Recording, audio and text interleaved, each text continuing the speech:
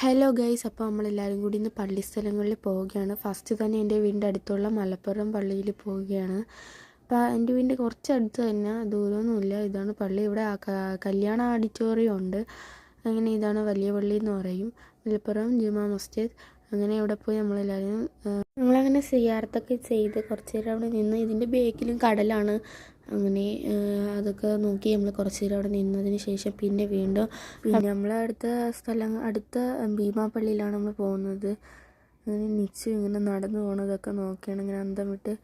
ഇതാണ് എൻ്റെ മാമാടെ മോനാണ് നമ്മളെ കൊണ്ടുപോകുന്നത്. അങ്ങനെ പെട്രോളൊക്കെ അടിച്ച് നമ്മൾ പിന്നെ ഒന്നാം പാലമാണിത്. പിന്നെ പെരുമാതുറ. ഞാൻ അങ്ങനെ കുറച്ച് എടുക്കുന്നുള്ളൂ. ഇതാണ് ലൈറ്റ് ഹൗസ്, 5 തെങ്ങ് കോട്ട. ഈ 5 തെങ്ങ് കോട്ടയിൽ ഒരുപാട് ചരിത്രങ്ങളുണ്ട്. ഇതിൻ്റെ അകം കാണാൻ നല്ല പച്ചപ്പാണ്, നല്ല രസമാണ്. നല്ല തിരക്കായിരുന്നു നമ്മളങ്ങോട്ട് പോയപ്പോഴത്തേക്കും, ട്രാഫിക്കായിരുന്നു. പിന്നെ ഒരു പള്ളി, ക്രിസ്ത്യൻ സ്കൂളാണെന്ന് തോന്നുന്നു. പിന്നെ നല്ല രസമുണ്ടായിരുന്നു കടലൊക്കെ കാണാൻ. പിന്നെ ഞങ്ങൾ പെരുമാതുറ പാലം കയറിയായിരുന്നു. ഈ പാലത്തിൻ്റെ വഴിയോര സ്ഥലങ്ങളിൽ നമ്മൾ ഫസ്റ്റ് തന്നെ മേടിക്കുന്നത് മാങ്ങയും ഉപ്പിലിട്ട അമ്പഴങ്ങയും നെല്ലിക്കയൊക്കെ മേടിച്ച് തിന്നിട്ടേ നമ്മൾ പോകത്തുള്ളൂ. അങ്ങനെ നമ്മൾ അതൊക്കെ മേടിച്ച് അതൊക്കെ കഴിച്ചാണ് നമ്മൾ പോയത്. നമ്മളെല്ലാവരും അതൊക്കെ കഴിച്ചാണ് പോയത്. അങ്ങനെ പിന്നെ അവിടെ നിന്ന് വീണ്ടും കാറ് യാത്ര തുടർന്നു. നമ്മളിങ്ങനെ ഓരോരോ കാഴ്ചകൾ കണ്ടിങ്ങനെ പോകാൻ നല്ല രസമുണ്ടായിരുന്നു. കൊള്ളാം. എല്ലാ കടലും കായലും ഒക്കെ ആയതുകൊണ്ട് നല്ല രസമായിരുന്നു. അങ്ങനെ പിന്നെ നമ്മൾ ഒരു വലിയ കൊട്ടാരം കണ്ടായിരുന്നു.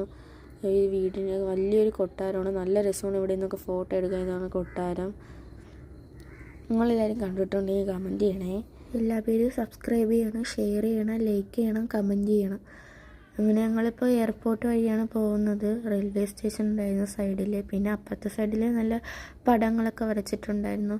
നമ്മളൊരു പാലം കയറി. അങ്ങനെ നമ്മൾ എയർപോർട്ടിൻ്റെ സൈഡെത്തി. നമ്മളങ്ങനെ വലത്തോട്ടാണ് പോയത്.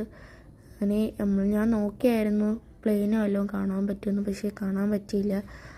അങ്ങനെ നമ്മളിങ്ങനെ പോകുന്ന സൈഡിൽ കടലുണ്ടായിരുന്നു. കടലിൻ്റെ കളറ് മൊത്തവും മാറിയിട്ടായിരുന്നു, വെള്ളത്തിൻ്റെ കളറ്. അങ്ങനെ പിന്നെ എയർപോർട്ടിൻ്റെയൊക്കെ അടുത്തായിട്ട് വരും ഭീമാപ്പള്ളി. ഇതാണ് ഭീമാപ്പള്ളി. അങ്ങനെ ഞങ്ങൾ ഭീമാപ്പള്ളിയുടെ അകത്തോട്ട് കയറി. വണ്ടി ഒരു സൈഡിൽ പാർക്ക് ചെയ്തിട്ട് ഞങ്ങളെല്ലാവരും കൂടി ഇറങ്ങി ഭീമാപ്പള്ളിയുടെ അകത്തോട്ട് പോവുകയാണ്. അങ്ങനെ നിച്ച് ഉറങ്ങുകയാണ്. അങ്ങനെയാണ് ഉപ്പ എടുത്തിരിക്കുന്ന അവളെ. അങ്ങനെ ഞങ്ങൾ ഭീമാപ്പള്ളിയുടെ അകത്തോട്ട് കയറി. കുറേ പേര് ഓതുന്നുണ്ട്, കുറേ പേര് ഉറങ്ങുന്നുണ്ടായിരുന്നു അവിടെ. അങ്ങനെ നമ്മൾ മക്ബറയുടെ ഫ്രണ്ടിൽ പോയി കുറച്ച് നേരം യാസീനൊക്കെ ഓതിയായിരുന്നു.